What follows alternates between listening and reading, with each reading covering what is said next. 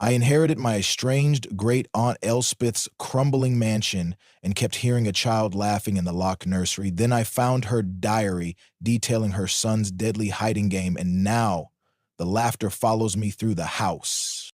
Blackwood Manor wasn't so much inherited as it was inflicted upon me.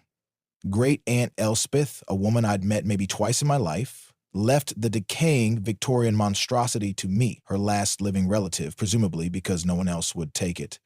Fresh off a layoff and needing a place to stay, I packed my few belongings and moved into the dusty, echoing halls.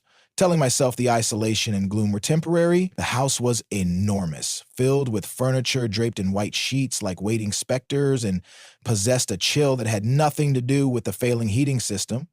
Most unsettling was the nursery on the third floor. Its heavy oak door was locked tight, the key long lost according to the solicitor.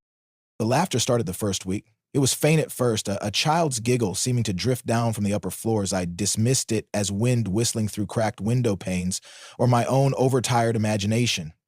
But the sound grew more distinct, always seeming to emanate from behind the locked nursery door.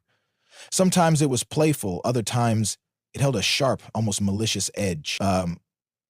I started hearing other things too, the soft patter of small feet running down the hallway late at night when I knew I was alone, the creak of a rocking horse from an unseen room, whispers that seemed to sigh my name just as I was drifting off to sleep. Sleep became a luxury. The laughter wasn't confined to the nursery anymore. It would erupt suddenly from the dark corners of the living room, seem to echo from inside closets, or follow me down the grand creaking staircase. I felt constantly watched. A prickling sensation on the back of my neck that never went away. Doors I'd close would be found ajar. Objects I set down would reappear in different places. I tried calling a locksmith for the nursery door, but the only one listed in the nearby village was booked solid for weeks. My unease curdled into genuine fear. I was trapped in this cavernous house with something unseen. Something that sounded like a child but felt ancient and cold. Desperate for answers, I began searching Elspeth's belongings, hoping for some clue about the house's history.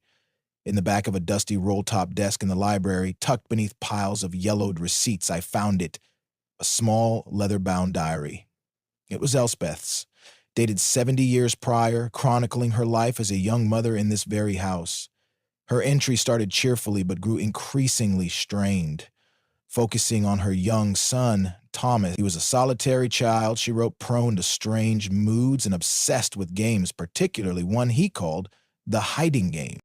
Her descriptions of the game were fragmented, laced with a growing sense of maternal dread. Thomas would hide in impossibly small spaces, sometimes for hours.